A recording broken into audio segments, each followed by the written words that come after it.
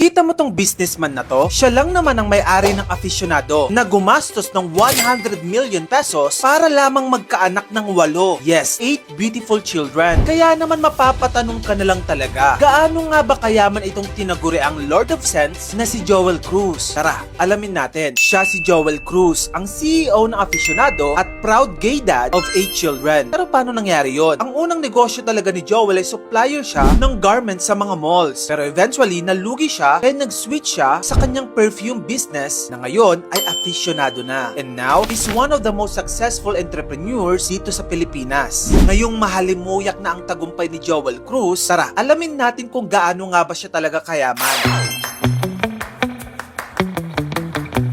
Lord of Sense ay naging Lord of Mansions na rin. Dahil hindi lang isa o dalawa ang kanyang mansyon, kundi 3. Una, ang kanyang 3-story mansion na matatagpuan sa Tagaytay. Sobrang lawak pa nito at may area na 1,995 square meters. Meron itong elevator, basements, roof deck, 7 bedrooms, mini theater, spa at sauna. With swimming pool na may aficionado logo. Tapos syempre may nakatatak pa na trademark sa harap ng kanyang mismong bahay na The Mansion of the Lord of Sense. Pangalawa, itong super luxurious mansion naman na ito ay matatagpuan sa Baguio, kung saan tinaguri ang The White House of the Lord of Sense. Paano ba naman kasi sobrang sosyal ng atake dahil may pa-tower pa mismo ang kanyang mansion dito. Bukod sa sobrang laki nito, sobrang lawak din ng whole area na may 3,000 square meters dahil may golf area pa talaga siya. Pangatlo, ito naman ang tinatawag niyang Chateau de Milagros na named after her mother. Nagawa pa ito noong 1950s, so expect na sobrang antique and elegant ang design ng kanyang mansion na located sa Sampaloc, Manila, kung saan dito mismo madalas manirahan si Joel kasama ng kanyang 8 anak. Pagdating sa luxury cars naman, medyo hindi public si Joel sa kanyang mga sasakyan. Pero makikita na marami siyang Ford Limo Boost na high-end car. This can be his go-to car for his business. Kita mo naman na customized at may nakatatak pa na aficionado logo dito. Bukod pa dyan, meron na rin siyang Toyota Alphard na nagkakahalaga ng 4 million pesos at kapag pina-customize mo, maaaring umabot ito ng 6 million pesos. Tapos ito pa, dahil nang-celebrate pa siya noon ng isang luxury yacht party, although hindi sa kanyang yate na ito, but still, afford niya mag-yacht party anytime na gustuhin niya na mag-relax.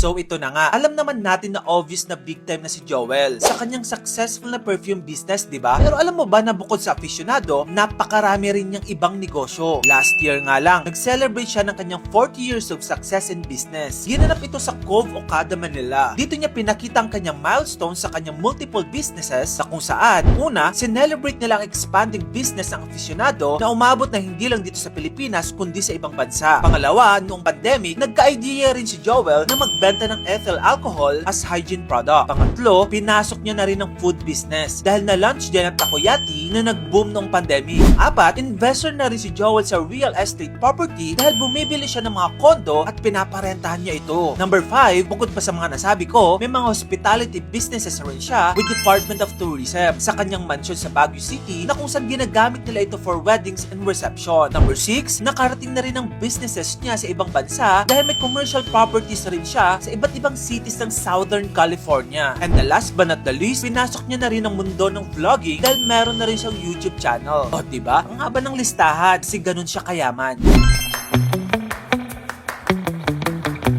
Sabi nga nila, money can't buy happiness. Pero para kay Joel, gagawin niya ang lahat para maging tatay. Hindi naging hadlang ang pagiging bakla para sa pangarap niyang yon. Kaya lumipad siya papuntang Russia para magpa-surrogacy. Isang scientific process kung saan gagamitin ang sperm cells at isosurrogate sa isang selected mother na magdadala sa baby. Una, nag-attempt siya sa Pilipinas. Bumili pa nga siya ng mature egg cells mula sa isang model, pero hindi ito naging successful. Kaya nagdesisyon siyang magpa-surrogacy na sa Russia. Total, aabot sa humigit kumulang 100 million pesos ang nagastos ni Joel Cruz para sa surrogacy journey niya sa kanyang 8 anak. So ayan ang istorya na mahalimuyak na tagumpay ni Joel. Truly lucky sa kanyang business and kids. Ikaw, if milyon-milyon ang pera mo sa bangko at sabihin nating baog ka o part ka ng LGBT, game ka rin ba magpa-surrogacy gaya ng proud dad na si Joel? Tara, pag-usapan natin yan sa comment section. At kung gusto mo pa ng mga ito pang klaseng content tungkol sa idol mo, dito lang yan sa channel ko kaya follow ka na. Yun lang, maraming salamat sa panonood!